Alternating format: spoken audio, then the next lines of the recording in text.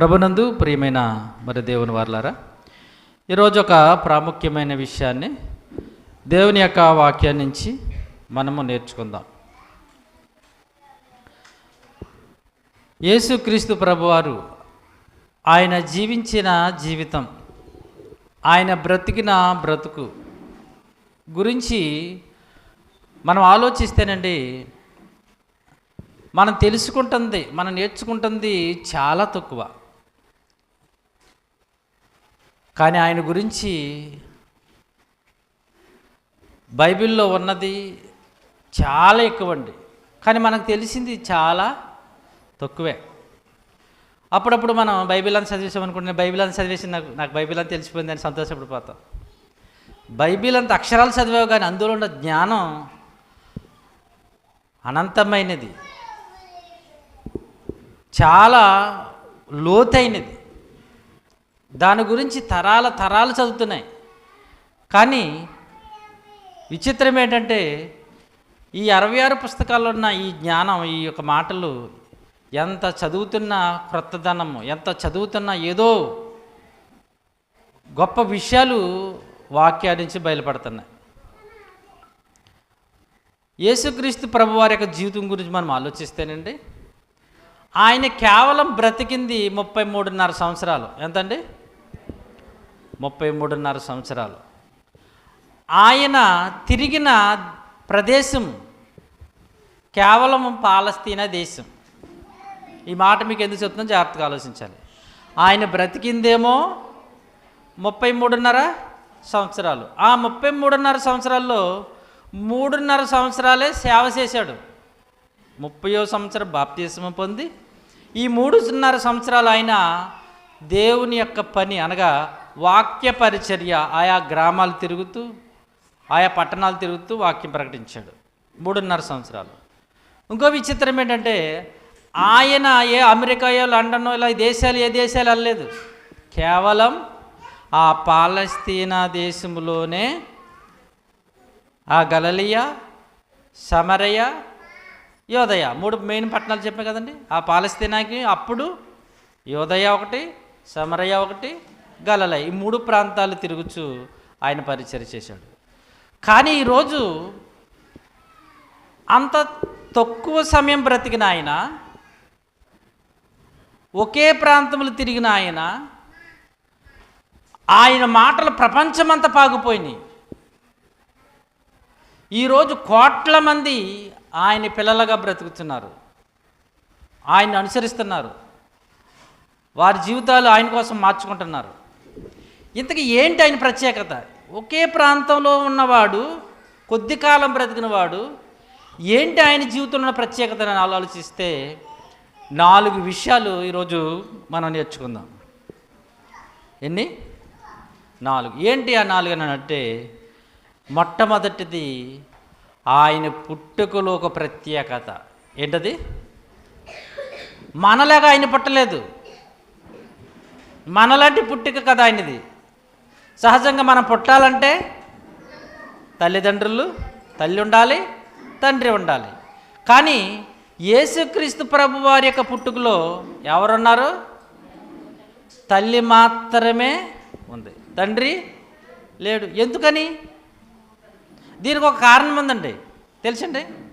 ఎందుకు యేసుక్రీస్తు ప్రభు వారి పుట్టుకకి తండ్రి లేడంటేనండి, మనకెందుకు తండ్రి ఉన్నాడంటే, మనమైతే ఆదాము గారి గర్భంలోకి పెట్టాడు మనల్ని అందరినీ ఒకసారే, ఒకరి తర్వాత రావాలని. ఆత్మల్ని ఎక్కడ పెట్టాడు? ఆదాము గారి గర్భము ద్వారా ఒకరు వస్తున్నాం. అందుకే మనకు తండ్రుల గర్భంలోంచి మనం వస్తున్నాం. కానీ యేసుక్రీస్తు ప్రభు తండ్రి ఎందుకు అవసరం లేదు తెలుసండి? ఆయనని పరలోకములోనే కన్నాడు, సెపరేట్ చేశాడు, పరలోకములోనే వేరుగా ఉన్నాడు ఆయన. అందుకని ఆయనకి తండ్రి అవసరం లేదు. అందుకనే పరిశుద్ధాత్మ నీకు కమ్ముకొనును అంటే, పరలోకములను యేసుక్రీస్తు ప్రభువారు, ఆత్మగా ఉన్న ప్రభువారు డైరెక్ట్గా ఎక్కడికి వచ్చారు? మరియమ్మ గారి గర్భంలోకి శరీరాన్ని ధరించుకున్నారు. అందుకు తండ్రి అవసరం లేదు. మరి మనకెందుకు తండ్రి అంటే, మనల్ని తండ్రుల్లో పెట్టాడు. మనల్ని ప్రత్యేకంగా పరలోకంలో చేసుకోలేదు, ఒక్కొక్కరు పంపటం లేదు. అలా పంపితే మన తండ్రులు అవసరంలా, మనల్ని అందరినీ తండ్రుల యొక్క గర్భాలలో పెట్టాడు.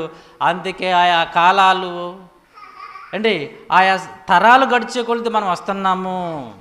కానీ యేసుక్రీస్తు ప్రభు వారికి తండ్రి అవసరం లేదు. అందుకని యెషయా గారు అంటున్నాడు 7వ అధ్యాయం 14వ వచనంలో, ఇదిగో కన్యక గర్భవతి అయి కుమారుని. ఎందుకంటే ఆయన ఆల్రెడీ ఉన్నవాడు, పరలోకంలో తండ్రి కుడిపార్శ్వన ఉన్నాడు, దేవుని కుమారుడుగా ఉన్నాడు. ఉన్న ఆయనకి మరలో తండ్రి గర్భంలో పంపించి మళ్ళీ ఆయన పంపడం ఏంటి? అలా కాకుండా అక్కడున్న ఆయన డైరెక్ట్గా ఎక్కడికి రావాలి? ఇప్పుడు ఆ తల్లి గర్భంలోకి వచ్చి అక్కడ మనలాంటి శరీరాన్ని ధరించుకున్నాడు. అంటే మనలాగా బ్రతకాలి, మనలా జీవించాలి, ఈ సర్వ మానవాళి కోసం ఆయన బ్రతకాలి, చనిపోవాలనే ఉద్దేశంతో కేవలం మానవ ఆకారాన్ని ధరించుకోవడం కోసం తల్లి గర్భంలో ఆయన ప్రవేశించాడు. ప్రపంచంలో చూడండి, ఈవెన్ ఈరోజు క్లోనింగ్ అని, టెస్ట్ బేబీ అంటారు సరే, అంటే పెళ్ళి కాకపోయినా గర్భం ధరించవచ్చు. కానీ విచిత్రం ఏంటో తెలుసా? కంపల్సరిగా ఆ కన్యకు గర్భవతి అవ్వడానికి ఎవరు కావాలో తెలుసా? మరలా పురుషుని యొక్క కణం కావాలి, లేకపోతే వాళ్ళు క్లోనింగ్ అనేది టెస్ట్ బేబీని అవ్వదు. ఈరోజు మనం చూస్తున్నాం పిల్లలు లేని వారికి మరి బిడ్డలు కలిగించడానికి డాక్టర్లు వాళ్ళు చేసే మరి వైద్యంలో నుండి ఏంటి మెయిన్ ఈ అండానికి ఫలదీకరణ చెందడానికి పురుషుని యొక్క కణముతో వాళ్ళు ఏం చేస్తున్నారు? ఫలదీకరణ చెందిస్తున్నారు. తెలుసు కదండి, చాలామంది పిల్లలకు బాధపడుతున్నప్పుడు ఈ మధ్యన డాక్టర్లు ఎక్కువైపోయారు. అంటే ఈ భూమి మీద మనుషులుగా మనం మనం పుట్టిక వేరు, ఆ మహనీయుడు పుట్టిక ప్రత్యేకమైనది. ఎందుకు?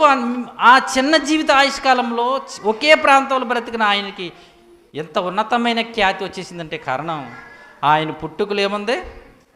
ప్రత్యేకం. రెండవది, ఆయన జీవిత విధానములో ప్రత్యేకత. ఆయన అందరిలా బ్రతకలేదు, మనలాంటి శరీరాన్ని ధరించుకున్నాడు, మనలాంటి మాంసమే, మనలాగే పాపం చేసే అవకాశం ఉండే శరీరమే. కానీ ఆయన అండి జీవితం చాలా ప్రత్యేకమైనది. ఎందుకంటే ఈరోజు ప్రపంచంలో మహానుభావులైన వారు, జ్ఞానులైన వారు, పండితులైన వారు, భక్తులైన వారు కానీ ఎక్కడో ఒక చిన్న పొరపాటు చేస్తారు. కానీ యేసుక్రీస్తు ప్రభువారు చెప్తున్న మాట యోహాను సువార్త 8వ అధ్యాయము 46వ వచనాన్ని మీరు చదవగలిగితే, యోహాను సువార్త ఎవరితో మాట్లాడుతున్నాడో తెలిసి ఇక్కడ యేసుక్రీస్తు ప్రభువారు శాస్త్రులు, పరిసయ్యులు, ఎక్కడ తప్పు పట్టుకుందామని వెతుకుతున్న వాళ్ళు, ఎక్కడ దొరుకుతారని వెతుకుతున్న వాళ్ళతో మాట్లాడుతున్నాడు. ఏమన్నా తెలుసా? ఓ శాస్త్రులారా, పరిసయ్యులారా, నాలో పాపం ఉందని మీలో ఎవడుస్తా పట్టుకోండి చూద్దామన్నాడండి. ఒక్కరు కిక్కిరమంటలేదు. కారణం ఆయన జీవించిన జీవిత విధానం ప్రత్యేకమైనదండి. మనలాంటి శరీరాన్ని ధరించుకున్న ఆ మహనీయుడు. చాలామంది అండి సమాజంలో ఒక అభిప్రాయం ఏంటంటే, ఆయన మనలాంటి శరీరం కాదండి, తల్లి గర్భం నుంచి వచ్చాడు, తండ్రి లేడు కనుక పాపం లేని శరీరము, ఆయన పాపం చేయడు అంటున్నారు. అలాగంటారనే ఎబ్రిల్ రాసిన పత్రికలో ఆయన ఎంత మాత్రము దేవదూతల స్వభావము ధరించుకొనక అని ఉంటుందండి. ఒక్కసారి చూడండి, ఆయనకి దెబ్బలు తగిలే కాదు, కొడుతున్నా దెబ్బలు తగలవు ఆయనకి, ఆయనది మనలాంటి శరీరం కదన్నారండి. ఒక్కసారి చూడండి ఎబ్రిల్ రాసిన పత్రిక, ఎబ్రిల్ రాసిన పత్రిక మనం చూస్తే ఆయన ఎటువంటి శరీరాన్ని ధరించుకున్నాడు అని ఇక్కడ అపోస్తలుడైన పౌలు గారు చెప్తున్నారు. 2వ అధ్యాయము 16వ వచనం. అపోస్తలుడైన పౌలు గారు ఎబ్రిల్ రాసిన పత్రిక అందరూ కూడా చూడాలి. ఏల అనగా ఆ మాత్రం ఎంత మాత్రం దేవదూతల స్వభావమును ధరించుకొనక అబ్రహాము సంతాన స్వభావమును ధరించుకున్నాడు. అంటే జనరేషన్ ప్రజలు ఎటువంటి వాళ్ళంటే, ఆయన కన్యక గర్భం పుట్టాడండి, పురుషుని ప్రేమ లేదు, పాపం లేనివాడు, కానీ కానీ శరీరం కూడా మనలాంటి శరీరం కదా అంటారని ఇక్కడ పౌలు గారు ఆ రోజున వాళ్ళకు కూడా వచ్చిందేమో ఈ యొక్క డౌటు.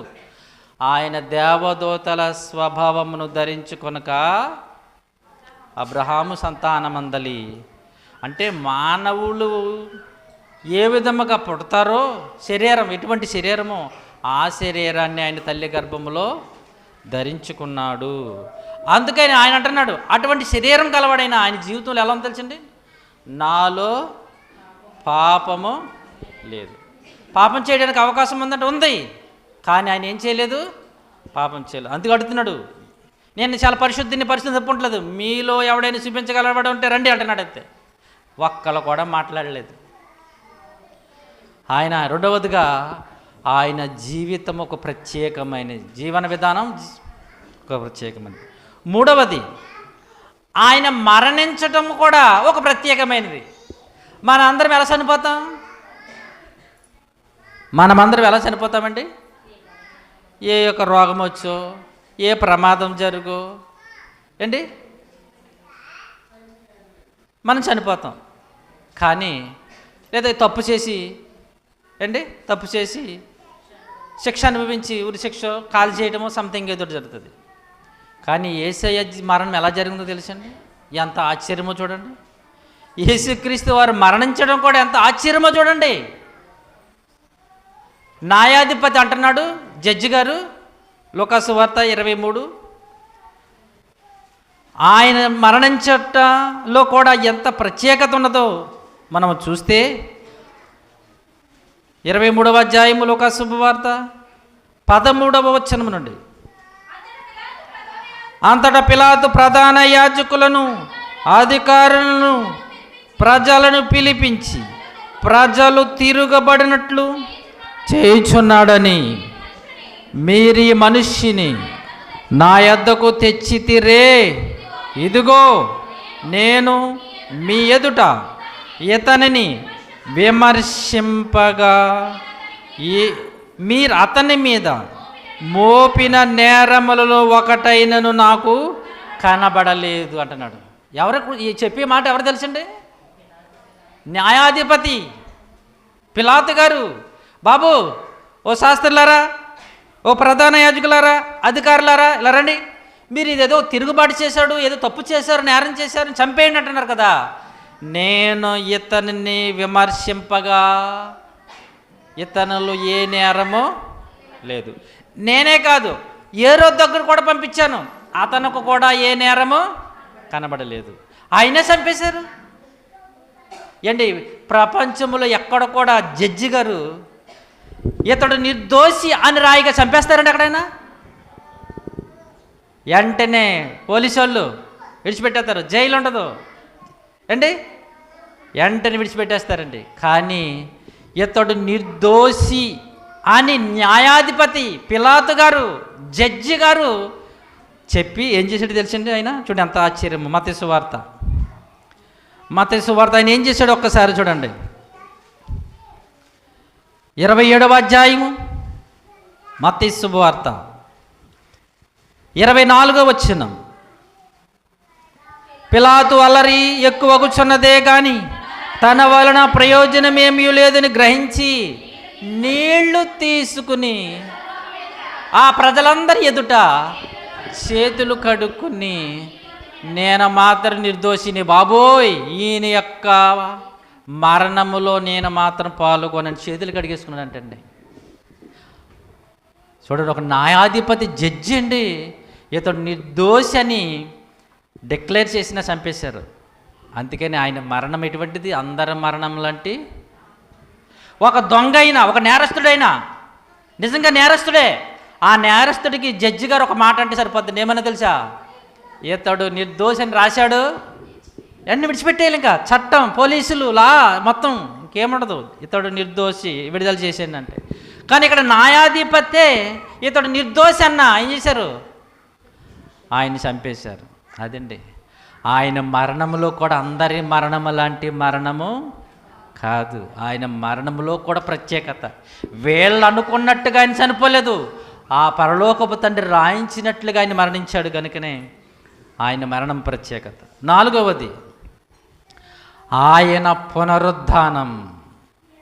ఏంటంటే పునరుద్ధానం అంటే తిరిగి లేవటం.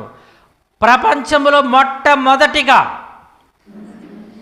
యేసుక్రీస్తు ప్రభువారి నుంచి స్టిల్ ఇప్పుడు వరకు చనిపోయిన వారిలో అదే శరీరం మార్పు చెంది అదే శరీరం మాయమైపోయి గోళ్ళున్నా తలుపులున్నా బంది అవతలకి వెళ్ళిపోవటం, ఎగిరిపోవటం, మాయమైపోవటం, అందరూ తలుపులు బిగించుకున్నా కనిపించడం అనే శరీరాన్ని ఎవ్వరు పొందలేదు. ఒకే ఒక్క ప్రభు యేసయ్య పొందాడు. దేవునికి స్తోత్రం అండి. బా, ఆయన పునరుద్ధానం కూడా ఎంత అద్భుతమైనదంటే ప్రియమైన దేవుని పిల్లలారా, మొట్టమొదటగా మహిమ శరీరం పొందినవాడైన, మొట్టమొదటగా పునరుద్ధానుడైన వాడు. చాలామంది చనిపోయారు, తిరిగి లేచారు. కానీ వాళ్ళు ఏదైతే శరీరంతో చనిపోయారో అదే శరీరం తిరిగి లేచారు. 4 రోజుల తర్వాత బ్రతికాడు. ఎవరు? లాజరు గారు. ఏ శరీరంతో చచ్చిపోయి పాతి పెట్టబడ్డాడో అదే శరీరంతో వచ్చాడు. మరల విచిత్రం చెప్పమంటారు, మళ్ళీ చచ్చిపోయాడు. యాయీరు కుమారు బ్రతికాడు, చనిపోయాడు. ఇలా ఎందరినో మొదటి శతాబ్దంలో చనిపోయిన వారు బ్రతికించారు, మరలా చచ్చిపోయారు. ఆ చచ్చిపోయిన వాళ్ళు కూడా లేచింది ఎలా లేచారంటే, ఎలా బ్రతికారంటే అదే శరీరంతో. కానీ మొట్టమొదట మహిమ గల శరీరముతో. 1 కొరింథీయులకు రాసిన పత్రిక 15వ అధ్యాయము, 1 కొరింథీయులకు రాసిన పత్రిక 15వ అధ్యాయం 55వ వచనం. ఓ మరణమా నీ విజయం ఎక్కడా? ఓ మరణమా, మరణాన్ని తొక్కేశాడంటే బాబు మహనీయుడు. మరణం అంటే అందరు భయపడిపోవారు. కానీ యేసుక్రీస్తు ప్రభువారు ఏం చేశారు తెలుసండి?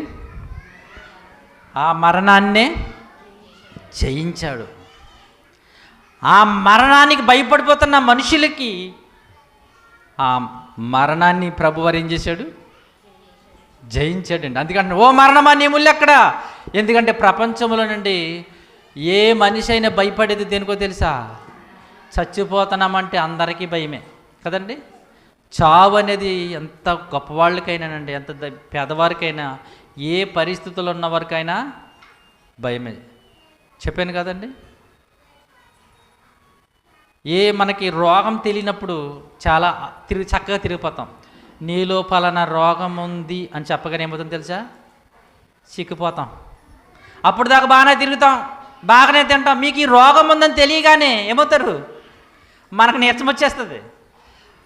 నేను చాలా షాక్ అవుతుంటుంటాను. ఏంటి మొన్నటిదాకా బాగానే తిరిగి ఇప్పుడు ఇలా అయిపోయాడంటే ఆయనకి క్యాన్సర్ అని తెలిసిందండి. మరి ఎప్పటి నుంచో ఉంది, లాస్ట్ స్టేజ్కి వచ్చింది, మరి ఇప్పుడు ఎందుకు చెక్కిపోయాడంటే తెలిసింది. ఇప్పుడు మొన్నటిదాకా తెలియలేదు అంటే మరణం అనే మాట మరణిస్తాము అని తెలియగానే మనుషులందరికీ ప్రేమ దేవుని వల్ల భయం. అందుకనే ప్రభువారి మరణాన్ని, ఏ మరణం వల్ల భయపడిపోతున్నారో, ఏ మరణం వల్ల వణుకుపోతున్నారో అది ఏప్రిల్ రాసిన పత్రికలో చెప్తూ ఉంటాడండి పౌలు గారే. ఏప్రిల్ రాసిన పత్రికలో ఈ మరణం గురించి వణుకుపోతున్న మనుషులకి ఈయన ఏం చేశాడో తెలిసే ప్రభువారు ఆ మరణాన్ని అండి ఆయన జయించి ఆ మరణాన్ని ఏం చేశాడో తెలుసు ఆయన. చూడండి 2వ అధ్యాయము 14వ వచనం నుంచి. కాబట్టి ఆ పిల్లలు రక్త మాంసములు గలవారైనందున ఆ ప్రకారమే మరణము గలవానిని అనగా అపవాదిని మరణము ద్వారా నశింపచేయుటకు జీవితకాలం, ఆ మాట గమనించుకోండి, అండర్లైన్ చేసుకోండి. జీవితకాలమంతయు మరణ భయం. అమ్మా, మరణ భయం. ఏ భయము? అందరూ కూడా మరణిస్తామనే భయం ఉందంట. ఏ మరణం గురించి భయపడిపోతున్నారో, వణికిపోతున్నారో ఆ మరణ భయము గల వారిని అందరిని విడిపించుటకు ప్రభువారు కూడా ఏం చేశాడు? రక్త మాంసములో పాలువాడయ్యి ఆయన కూడా ఏ మరణాన్ని చూసి భయపడిపోతున్నారో ఆ మరణాన్ని భయమును పోగొట్టడానికి ఆయన కూడా రక్త మాంసములలో పాలువాడాయి, మరణించి తిరిగి లేచాడండి.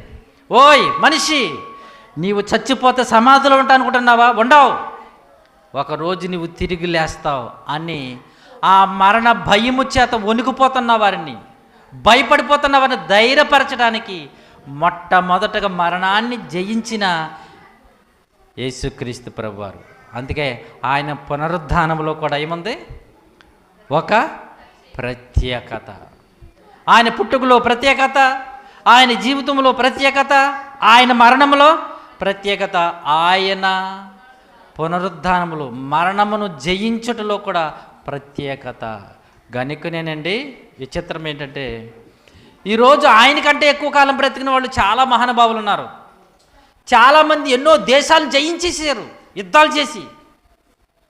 వాళ్ళెవ్వరికి లేని ఖ్యాతి ప్రఖ్యాతి మన ప్రభువుని యేసుకుందండి. కేవలం ఒకే ప్రాంతంలో, ఒకే చిన్న దేశం. ఆ దేశం గురించి నేను రాసుకున్నాను. ఏమన్నదంటే, ఇంతగా పాలస్తీనా దేశం పొడవు 297 కిలోమీటర్ల. ఎంత అంటండి? 297. అడ్డము 128 కిలోమీటర్లు. అంటే మన జిల్లా అంతా కూడా ఉంటుందేమో. పొడవేమో 297, అడ్డమేమో యేసుక్రీస్తు కాలం నట్టుది 120. ఈ యొక్క చిన్న ప్రాంతంలోనే తిరిగాడు. కానీ ఆశ్చర్యం ఏంటంటే, ప్రపంచాలు జయించిన వారికి లేని పేరు కీర్తి ఈ మహానుభావుడికి ఉంది. ఏంటో తెలుసా? అదే ఎన్నో సందర్భాల్లో మీకు చెప్తూ ఉంటాం. క్రీస్తు శకం, క్రీస్తు పూర్వం. నువ్వెప్పుడు పుట్టావు? నేను జూలై 22 అండి. ఏ సంవత్సరం? 80లోనండి. నువ్వు 80లో పుట్టావు, జూలైలో పుట్టాంటున్నావు కదా, ఈ డేట్ ఎక్కడిదిరా అని అడగండి ఎవరినైనా. యేసు ప్రభు పుట్టిన 1980 సంవత్సరాలు నేను పుట్టానండి, 2000 సంవత్సరాలు నేను పుట్టానండి. ఇంతకీ ఈ డేట్స్కి, ఈ కాలానికి మధ్యవర్తి ఎవరో తెలుసా? యేసుప్రభునండి. చూడండి, ప్రతి ఒక్కడు నోరు మూసుకుని రాస్తాడు. చూడండి, ఈరోజు నాకు యేసుప్రభు ఇష్టం లేదని డేట్లు మానేయమనండి, డేట్లు రైట్. ఆడు బతికే అడ్రస్ ఉండదు. తెలుసా మీకు? ఈరోజు ప్రపంచంలో చాలా క్యాలెండర్లు ఉన్నాయి. తెలుసా మీకు? యూదులకి వాళ్ళకి క్యాలెండర్ ఉంది, మన తెలుగు వాళ్ళకి మనకి క్యాలెండర్ ఉంది. మనది కొత్త సంవత్సరం ఎప్పుడు? తెలుగు వాళ్ళకి ఉగాది ఫిబ్రవరి వస్తుందమ్మా, మార్చా, ఏప్రిల్ అనుకుంటే మారుతూ ఉంటాయి.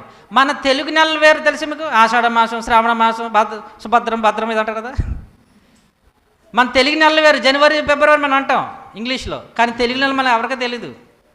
అలాగే యూదులకి వాళ్ళు అబిబి నెల అని, జీప్ అని, అలా వాళ్ళకి నెలలు ఉన్నాయి.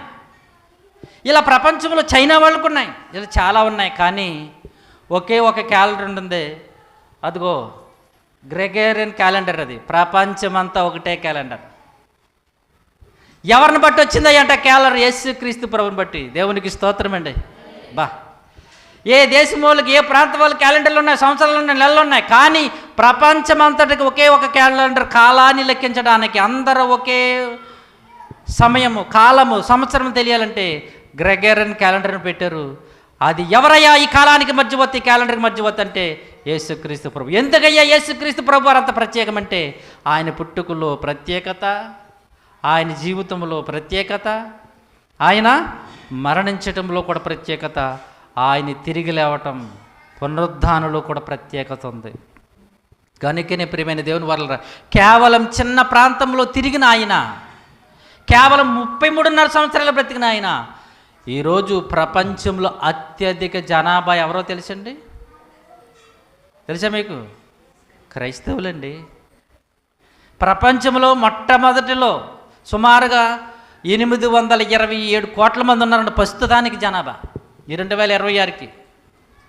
ఉంటే దాంట్లో అత్యధికముగా క్రైస్తవులే ఉన్నారు.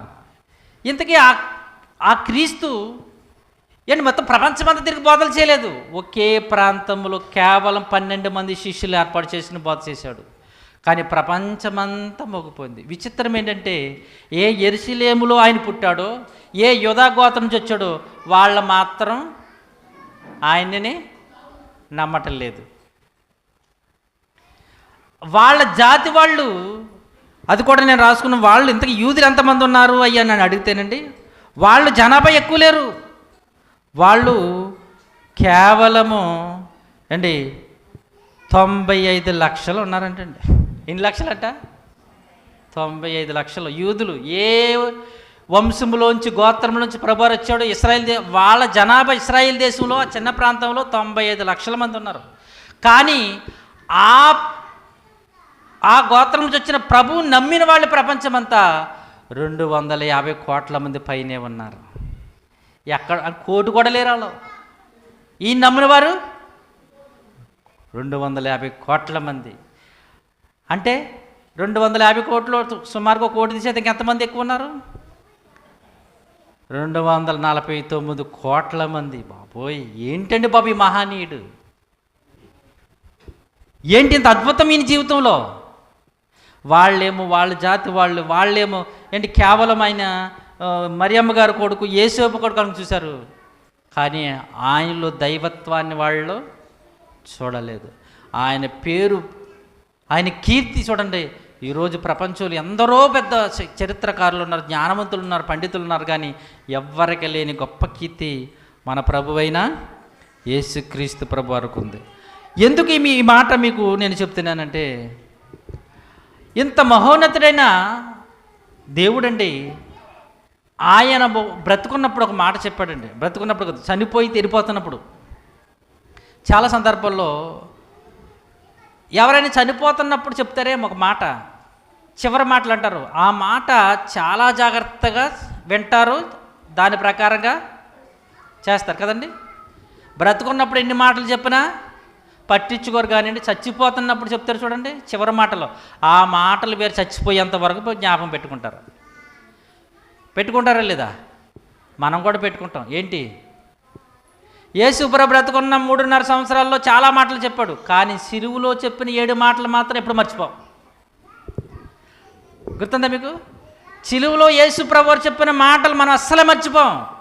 ఎందుకు ఆ మాటలకు అంత ప్రాముఖ్యత అంటే, అవి చివరి మాటలు. ఏమాటలండి? ఆయన చనిపోతూ చెప్పుతున్న మాటలు కనుక ప్రపంచమంతా కూడా దానికో పండగను ఏర్పరిచి ఒక రోజంతా ఆ మాటల గురించి మాట్లాడుకుంటున్నారంటే కారణం అవి చివరి మాటలు. చివరి మాటలు అనేవి చాలా ప్రాముఖ్యమైనవి.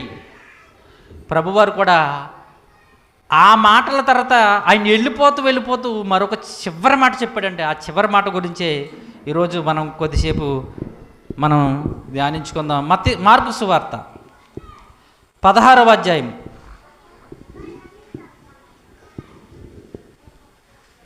మార్కు సువార్త 16వ అధ్యాయం 15-16 వచనాలు.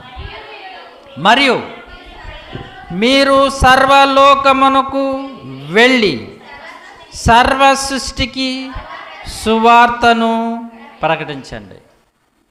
ఇక్కడ ప్రభువారు ఎప్పుడు చెప్తున్న మాటలు తెలిసివి?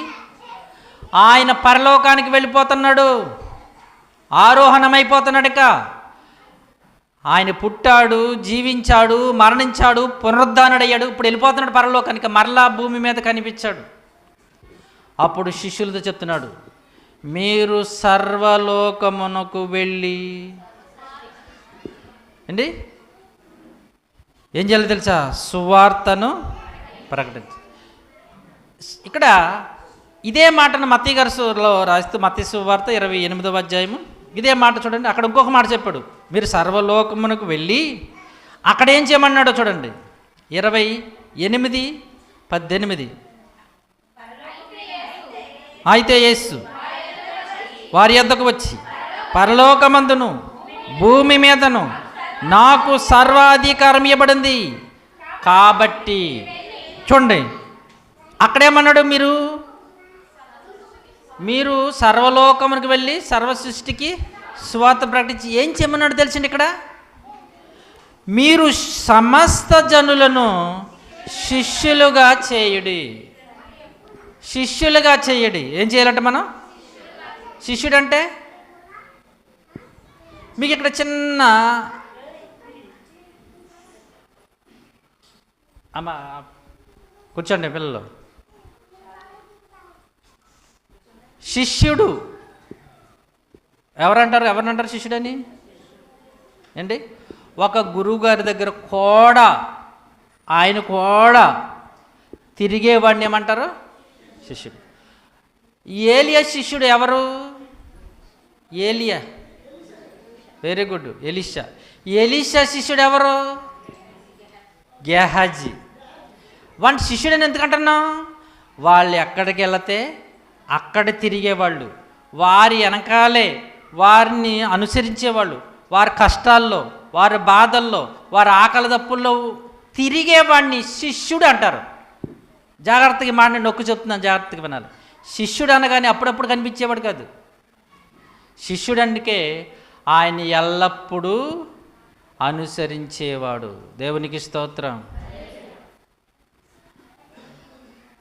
శిష్యుడు అనగా ఎల్లప్పుడూ ఆయనని అనుసరించేవాడు, ఆయన చెప్పిన మాటల ప్రకారంగా బ్రతికేవాడు.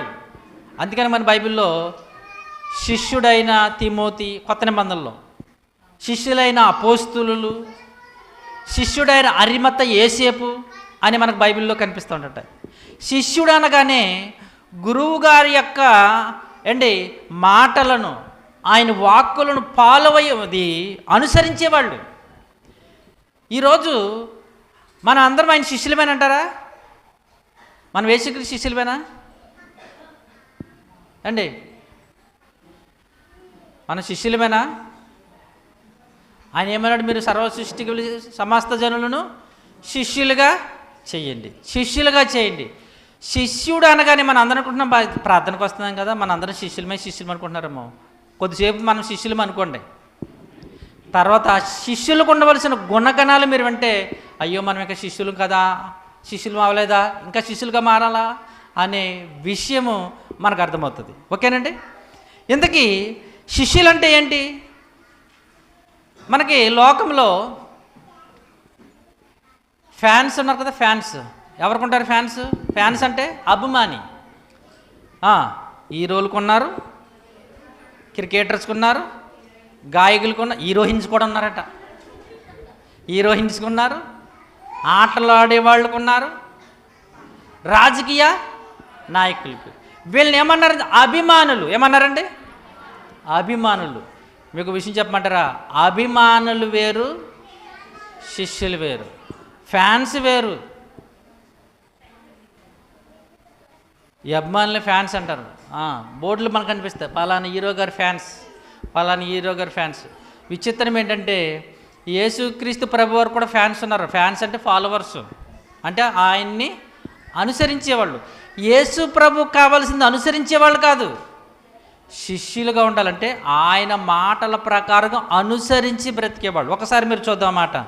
యోహాను సువార్త 6వ అధ్యాయము. యోహాను సువార్త 6వ అధ్యాయము. యోహాను సువార్త 6వ అధ్యాయం 24. కాబట్టి యేసు ఆయన శిష్యులను అక్కడ లేకపోవుట జనసమూహము చూచినప్పుడు వారు చిన్నదోని ఎక్కి యేసును వెదకుచు కపెర్నహూమునకు వచ్చిరి. ఇక్కడ యేసు ప్రభు కోసం ఎదుగుతున్నారంట. ఎవరు తెలిసిన వీళ్ళు? శిష్యులు కాదు, అభిమానులు, ఫ్యాన్స్. ఎందుకు అడుగుతున్నారు, ఎందుకు వెతుకుతున్నారు యేసు ప్రభు వారిని అంటే ఆహారం కోసం. దేనికోసం? ఆహారం కోసం. ఇక్కడ యేసుక్రీస్తు ప్రభు వారిని వాళ్ళు ఎందుకు వెతుకుతున్నారంటే ఆహారం కోసం వెతుకుతున్నారు. అప్పుడు ప్రభువారు అన్నారు, నా శరీరం తిని నా రక్తం త్రాగువాడే నిత్య జీవం గలవాడు అనగానే వెంటనే పరిగెత్తి నిలిపారండి. ఇది ఎక్కడ గొడవ? ఆయన నా శరీరం తినమంటున్నాడు, నా రక్తం తాగమంటున్నాడు, ఈయనేమేమన్నా నరమాంస భక్షకులమా ఏంటి అని.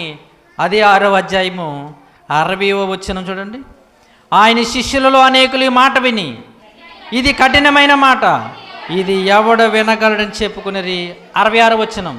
అప్పటి నుండి ఆయన శిష్యులలో అనేకులు వెనుక తీసి మరి అన్నడను ఆయనను వెంబడింపలేదు. ఏదో ఆయన కోడ తిరుగుతున్నారని కొంతమంది తిరుగుతూ నా శరీరం తినాలి, నా రక్తం తాగాలన్నాడు. ఇంతకీ వీళ్ళు అనుకుంటున్నారా ఈయన చంపేసుకుని మనం ఈయన శరీరం రక్తం తాగాలనుకుంటున్నారు వీళ్ళు. వెంటనే వణుకొచ్చేసింది, భయం వేసేసి. వెంటనేనంటే చూడండి ఆ మాట, అప్పటి నుండి ఆయన శిష్యులు అనేకులు వెనక తీసి మరి ఎన్నడు ఆయన వెంబడి మరలా వదిలేశారండి యేసుప్రభుని. అప్పుడు మిగిలిన వాళ్ళు ఇంకా 12 మంది ఉన్నారు. ఎంతమంది? బాబు పేతురు గారు, అయ్యా మరి మీరు కూడా వెళ్ళిపోతారా అన్నాడండి.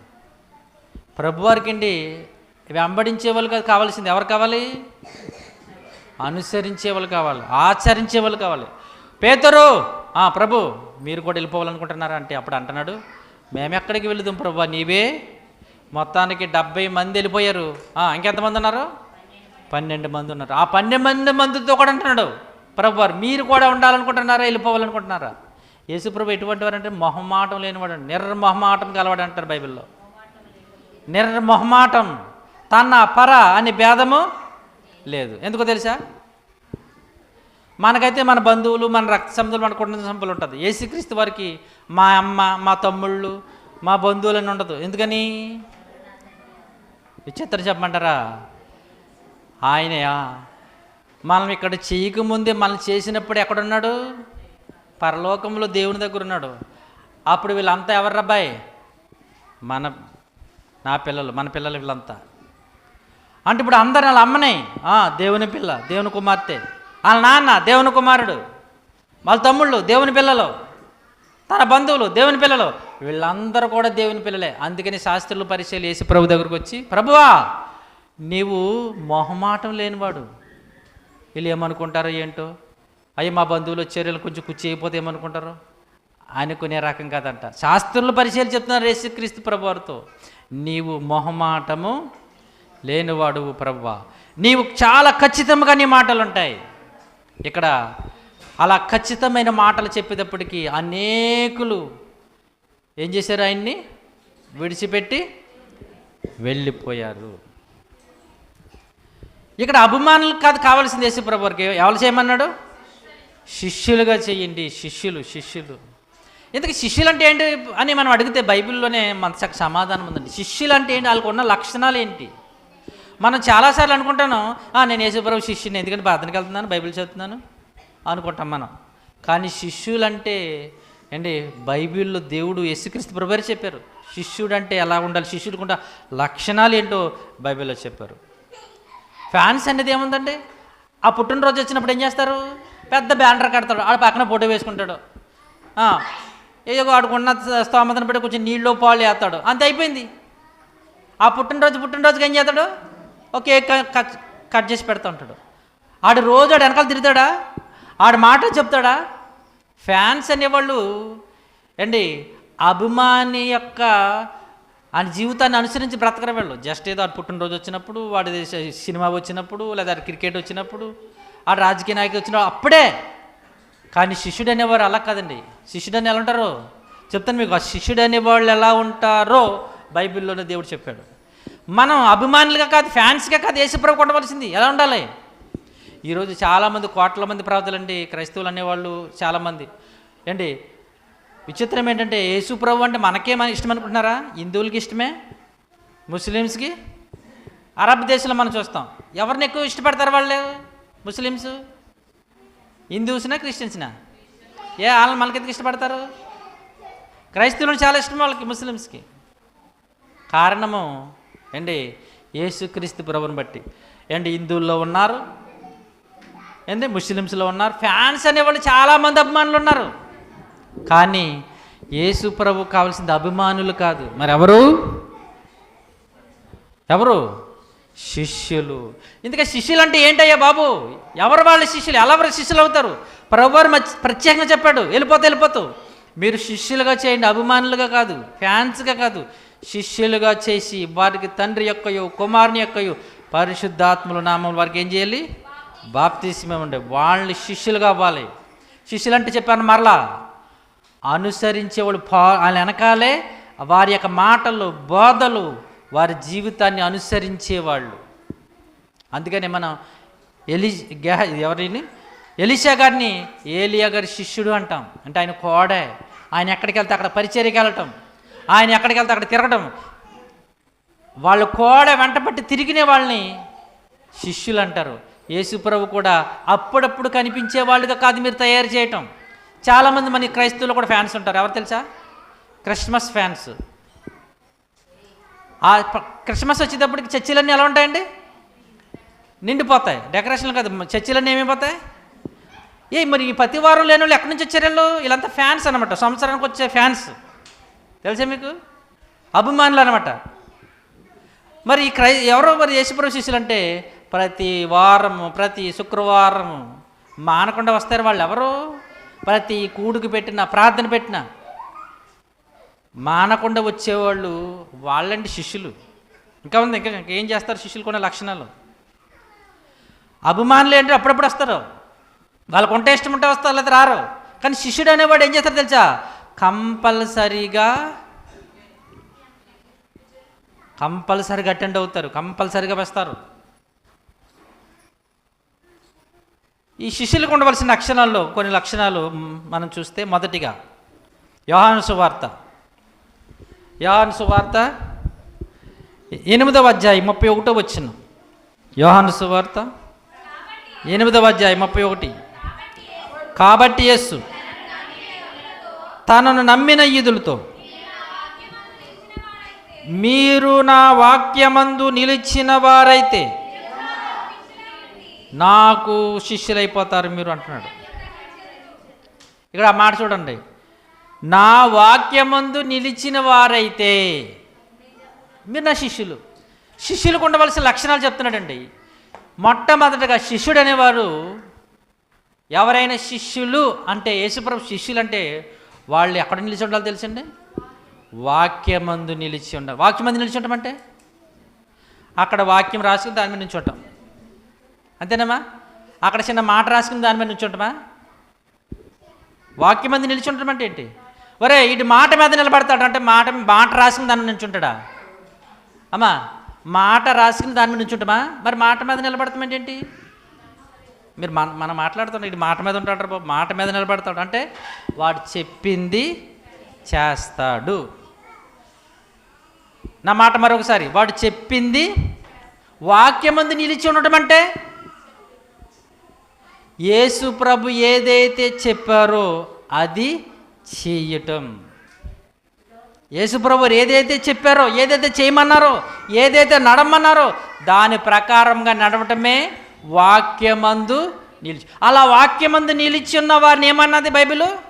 శిష్యుడు. మరి యేసు ప్రభు చెప్పిన మాటల ప్రకారం మనం నిలిచి ఉండాలంటే మనం ఏం చేయాలి? అప్పుడప్పుడు కనిపిస్తే మనకు తెలుస్తుంది దేవుడి గురించి. అమ్మా, వాక్యం గురించి మనకు తెలుస్తుందా? ఆయన వాక్యమందు మనం నిలిచి ఉండాలంటే మనం ఎల్లప్పుడూ ఆయన ఏం చేయాలి? ఆయన అనుసరించేవారుగా ఉండాలి, ఆచరించేవారుగా ఉంటేనే ఆయన వాక్యం ఏం మాట్లాడుతుంది, ఆయన వాక్యం ఏం చెప్తుంది, ఆయన వాక్యం ఎలాగా మనకి వివరిస్తుందనే సంగతులు మనకు తెలిసి అప్పుడు ఆ వాక్య ప్రకారంగా మనం బ్రతుకుతాం. నిలిచి ఉండడం. అలా నిలిచి ఉన్న వాళ్ళే, వాక్యమందు నిలిచి ఉన్న వాళ్ళే ఆయన శిష్యులు. ఇది ఒకటిదిగా. రెండవదిగా అదే యోహాను సువార్త 13వ అధ్యాయము, యోహాను సువార్త 13వ అధ్యాయము 35వ వచనం. మీరు ఒకని ఎడల ఒకడు ప్రేమ గలవాడైన ఎడల దీనిని బట్టి మీరు నా శిష్యులని అందరూ తెలుసుకుందరు. ఇక రెండవది, ఎవరో శిష్యుడు అంటే ఒకని ఎడల ఒకడు ప్రేమ గలవారైన ఎడల అంటే ఒకళ్ళ పట్ల ఒకళ్ళు ఏం కలిగి ఉండాలంట? ప్రేమ కలిగి ఉండాలి. అంటే ఎవరైతే ప్రేమ కలిగి బ్రతుకుతారో వాళ్ళు యేసయ్యకి ఏమవుతారు? శిష్యులు. అక్కడ వాక్యం ఏది చెప్తే అది చేసి మన ఇతరుల పట్ల ప్రేమ కలిగి ఉంటామో వాళ్ళు కూడా యేసయ్యకి ఏమవుతున్నారు? శిష్యులు అవుతున్నారు. అంటే ప్రేమ కలిగి ఉన్నటువంటి మాట్లాడుకుంటున్నారా? చాలా 2 అక్షరాల ప్రేమ అనేది, కానీ దాని వెనకాల ఆ గుణాన్ని మనం సంతరించుకోవడానికి తలకిందులు తపస్సు చేయాలి. తెలుసా మీకు? చాలా సింపుల్ చెప్పడం, ప్రేమ అనేమాట. ఆ గుణం మనం కలిగి ఉండటానికి అమ్మో తలకిందులు తపస్సు చేయాలి. ప్రభువారు పేతురుని అన్నాడు, పేతురు యూ లవ్ మీ, నన్ను ప్రేమిస్తున్నావా అని అడిగాడు అనమాట. Yes I am love you Prabha, నేను ప్రేమిస్తున్నాను తండ్రి అన్నాడు. మరలా అడిగాడు, పేతురు నువ్వు నన్ను ప్రేమించుచున్నావా? ప్రేమిస్తున్నా ప్రభా. మరలా అడుగుతున్నాడు, పేతురు నీవు నన్ను ప్రేమిస్తున్నావా అన్నాడు. ఈయనకు డౌట్ వచ్చేసింది, ఏంటి ప్రభా 3 సార్లు అడిగేవేంటి? ప్రేమించడం అని సింపుల్గా చెప్పేయటం కాదు, ఏం చేయాలో తెలుసా? నా గొర్రెలను నీవు మేపు. ప్రేమ అని సింపుల్గా చెప్పేస్తున్నారు, ఆ మాట చాలా సింపుల్గా వచ్చేసింది. కానీ దాని ఆ గుణం కలిగి ఉండటం ప్రియమైన దేవుని వల్లరా చాలా తపస్సు చేయాలి. యేసుప్రభు మరీ అడిగాడు, 3 సార్లు అడిగాడు పేతురు గారిని. ఆయన ఏంటి ఇలా అడుగుతున్నాడు, ప్రభు వారు నన్ను ప్రేమించుచున్నావా, నన్ను ప్రేమించునా, ఐ లవ్ యూ జీసస్ అని అంత చక్క బోర్డులు పెట్టేసుకుంటారు. ఐ లవ్ యూ జీసస్ అని పెట్టేసుకుంటే చాలా సింపులే. కానీ ఆ లవ్ కలిగి ఉండటం అనేది ప్రియమైన దేవుని వల్ల చాలా తపస్సు చేయాలి. అందుకంటున్నాడు, మీరు ఒక్కరిని ఎడల ఒకరు ప్రేమ గలవారిని ఎడల దీనిని బట్టి మీరు నా శిష్యులు. ప్రేమించడం అంటే మాటలు అనుకున్నారా? ఒకరిని పెట్ట ఒకరు చంపేసుకోవాలి, మనల్ని మనం చాలా తగ్గించేసుకోవాలి. తెలుసండి మీకు దాని గురించి నేను బాగా ఎక్స్ప్లెయిన్ చేయట్లేదు, చాలా కష్టం అంటున్నాను, చాలా కష్టం. కనుక ప్రియమైన దేవుని వాళ్ళే శిష్యులు. ఈ ద్వేషాలు, ఈ పగలు ఈ పట్టుకున్న వాళ్ళు కాదు, వాళ్ళు శిష్యులు కాదండి. మైనస్ అంటే మీరు అప్పుడప్పుడు గమనించలేదు, పేపర్లు దుద్దుతున్నప్పుడు ఏబిసిడీలు ఉంటాయి కదా, కరెక్ట్ ఆన్సర్ వేస్తే టిక్, లేకపోతే ఏంటి. ఇప్పుడు శిష్యులకు ఉండవలసిన లక్షణం వాక్యం మంది నిలిచి ఉండాలి. రెండవది ప్రేమ. అక్కడ టిక్ పెట్టాలి, అప్పుడు ఇంటికి పెట్టాలా? ప్రేమ లేదానికి ఇంటికి పెట్టేస్తాడు. మూడవది లోకాసు వార్త 14వ అధ్యాయం, లోకాసు వార్త 14వ అధ్యాయం 26వ వచనం. ఎవడైనను నా యొద్దకు వచ్చి తన తండ్రిని, తల్లిని, భార్యను, పిల్లలను, అన్నదమ్ములను, అక్క చెల్లుండ్రును, ఈవెందో అంటే తన ప్రాణమును కూడా ద్వేషింపకుంటే వాడు నా శిష్యుడు నేరడు. ఇప్పుడు యేసుక్రీస్తు శిష్యుడుగా ఉండాలంటే ఇక్కడ మూడవదిగా చెప్తున్నాం ఏంటి, నాకంటే ఎవరిని మీరు, ఈవెన్ మనం చెప్తున్నాం యేసు కంటే, మన వాళ్ళ కంటే యేసుని మనం ఎక్కువ ప్రేమించట్లేదు. మీకు సాక్షాత్ మీరే ప్రార్థనలకు వస్తారు. ఎప్పుడు వస్తారు మీరు? శుక్రవారాలు వస్తారు. ఎంతమంది కనిపించరు అంటే దేనికోసం? మాకు కనిపించక వస్తారండి. మా కోసం మీరు ఎవరు రావక్కర్లేదు. ఎవరి కోసం రావాలి? ఏంటి అనారోగ్యం ఉండి లేవలేక పాపం ఉంటే రాకపోతే అనుకోవచ్చు, ఆరోగ్యం ఉండి. ఇప్పుడు దేన్ని ప్రేమించారు మీరు? చాలామంది టీవీలు ప్రేమిస్తారండి. ఆ దిక్కుమాల దరిద్రం టీవీలు ప్రేమించి వాక్యం మానేసిన దౌర్భాగ్యులు చాలామంది ఉన్నారు, తెలుసా మీకు? అంటే ఇప్పుడు ఎవరెక్కడ ప్రేమించారు? సీరియల్ ఎక్కడ మిస్ అయిపోద్దాను, శుక్రవారం లేదా ప్రార్థన టైము. ఒక ఆయన పాస్టర్ గారు చెప్తున్నారండి, మా వాళ్ళండి 8:30కు వస్తారన్నాడు. యాండ్ అన్న సీరియల్ అయిపోవాలండి అంటున్నాడు. 8:30కు వస్తారా? యాండ్ సీరియల్ అయిపోవాలని చెప్తున్నాడు. రారండి అంటున్నాడు. ఏంటి ఇంత కన్ఫర్మ్గా చెప్పేస్తారంటే, రారండి అయ్యగారు మీకేమి కంగారు, 8:30కు వస్తారు చూడండి అందరూ అన్నాడు. అలాగే వచ్చారు. ఏంది అయ్యగారు, సీరియల్ అయిపోతే వస్తారు అయ్యగారు. అబ్బా, ఇప్పుడు ఎవరిని ఎక్కువ ప్రేమించారు? వీళ్ళని పరలోకం తీసుకెళ్ళి సీరియల్ అండి, సీరియల్ చూపిస్తారు అనుకుంటున్నారు, అక్కడ సినిమా చూపిస్తారు. అక్కడ వాళ్ళకే పోటీ శాతం ఇంకా మామూలుగా పడుతుంది, బళ్ళతో పొడిచి. మీకు ఒకసారి వీడియో చూపించకూడదండి, తలకాలు నరికినాయంగా చాలా అంత భయంకరంగా తీశాడు వీడియో. ఎవరు తీశారు కానీ గోల అరుపులు. పరలోకాన్ని తీసుకెళ్ళి వాక్యాన్ని ప్రేమించకుండా ఈరోజు చూడండి చాలామంది. మనకున్న సమయం చాలా చిన్నది, మన ఆయుష్ చిన్నది. మరో అని బోధ పెడుతుంటే ఏంటి 1 గంటకు వాక్యం వినలేకపోవడం, 1 గంట దేవుని సన్నిధి గడపలేకపోతున్నారు. అయ్యా అంత ఏంటి, మేము కొంతమంది నడవలేకపోతే చచ్చిపోతే వెంటనే తీసుకుపోతారు అక్కడికి, శ్మశానానికి. ఈడ్చుకు రావాలి తెలుసా, దేవుడి దగ్గరికి ఈడ్చుకు రావాలి. మరి చెప్తున్నాను, ఈడ్చుకు రావాలి. మీరు అవసరమైతే మీరు లేవలేరండి పాపం, చాలా బలహీనం లేవని పరిస్థితి. ఓకే, దేవుడు కూడా క్షమిస్తాడు. కానీ కష్టమైన రావాలి. ఆ టీవీలు మీకు కష్టమైన భారమైన కట్టేసి రావాలి. శుక్రవారం ఏదో మాక సేవకులుగా ఎంత ఘోరం అండి. ఎంతమంది ఆదివారం వస్తున్నాడు. ఇంకొకరు అంటున్నారు దూరం అయిపోయిందండి. అమ్మో, అమెరికా నుంచి రావాలి. మరి ఏమైపోయిందంటే దూరం అయిపోయిందండి అంటున్నారు. ఈ అమెరికా నుంచి ఫ్లైట్ దొరకలేదేమో అనుకున్నాను నేను. అదే ఫంక్షన్కే నైటు దూరం అయిపోయిందంటారా? పరుగు ముందు తయారు వచ్చేస్తారు. అమ్మా నేను చాలా సీరియస్గా చెప్తున్నాను, ఫంక్షన్కి దూరం అయిపోయిందంటారా? ఎప్పుడు పెడుతున్నారు భోజనాలు, ఫోన్ చేసియే అంటారు.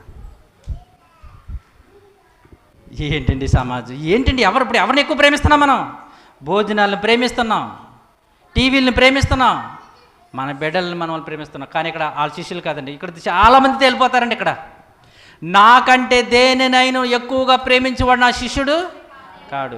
దేవుడిని ఎక్కువ ప్రేమిస్తే అన్నిటిని పక్క పెట్టేస్తాం, దేవుడే ముందు. ఏంటి, నేను మరొకసారి చెప్తాను, ఒక్కసారి మీరు పరిపూర్ణ అవ్వలేరు, దానికోసం ప్రయత్నం చేయాలి.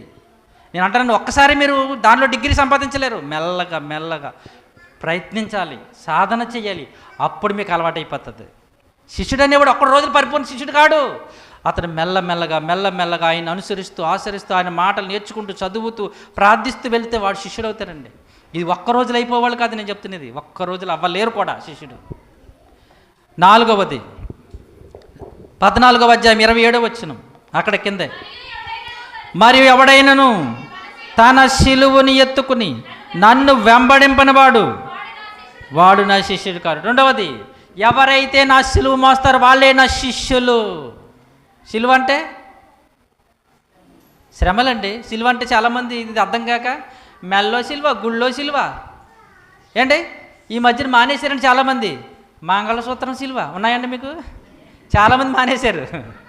మంగళసూత్రాలు కంపల్సరీ శిలువలు వేసుకునేవారు. ఎక్కడ కొట్టారు రబ్బా ఈ కాపీ అనుకుంటే ఎక్కడదే నా శిలువను ఎత్తుకుని నన్ను వెంబడించబడిన శిష్యుడు అని. చాలామందికి అమెరికాలో అయితే అటు దేశాల్లో అయితే అండి చెవులు కూడా ఎట్టుకుంటారు శిలువలు, తెలిసే మీకు? చెవులు కూడా శిలువలు ఎట్టుకుని ఎలాడుతున్నాయి. కానీ ఆయన చెప్పింది ఆ శిలువ కాదండి. ఏ శిలువ? శ్రమలు, నిందలు, అవమానాలు, కష్టాలు ఏ దేవుని కోసం భరిస్తారో వాళ్ళు ఎవరంట? శిష్యులు. 4వది. 5వదిగా అదే లూకాసు 14:33 వచనం, ఆ ప్రకారమే మీలో ప్రతివాడు తనకు కలిగిన దానిని విడిచిపెట్టనివాడు నా శిష్యుడు కానేరడు. అంటే విడిచిపెట్టేయటమంటే ధనము, ఆస్తి, ఇల్లు, పిల్లలు కాదండి. యేసు ప్రభువుని వెంబడించమంటే ప్రియమైన దేని వల్ల లోకములో ఆయనకి ఇబ్బందికరమైన, ఆయన సువార్తకి ఆటంకమైందని ఏం చేయాలి? మనం విడిచిపెట్టేయాలి. అంటే మన సువార్తకి దేవుని కోసం బ్రతకడానికి ఆటంకంగా ఉంది, దాన్ని ఏం చేయాలి? మనం విడిచిపెట్టేయాలి. శిష్యులు ఏం చేశారు? విడిచిపెట్టేసేయను వెంబడించారు. ప్రభువా మేము సమస్తం విడిచిపెట్టి నిన్ను, నీ కోడ వస్తుందంటే భార్య బిడ్డలు విడిచిపెట్టారుకుంటున్నారా? విడిచిపెట్టలేదు. వాళ్ళ భార్య బిడ్డలు ఉన్నారు, వాళ్ళ ఇంటికి వెళ్ళేవారు. మరి సమస్తం విడిచిపెట్టేసామంటే ప్రభువా నీకంటే గొప్పది మాకేది? ఇక్కడ జాగ్రత్త గమనించాలి, మీకంటే గొప్పది మాకేది లేదు. You are first priority after all this అండి. తర్వాత అన్నీ ఫస్ట్ నీవే ప్రభువా, నీవే. అందుకే అంటున్నాడు అక్కడ, సమస్తమును విడిచిపెట్టనవాడు నా శిష్యుడు కానేరడు.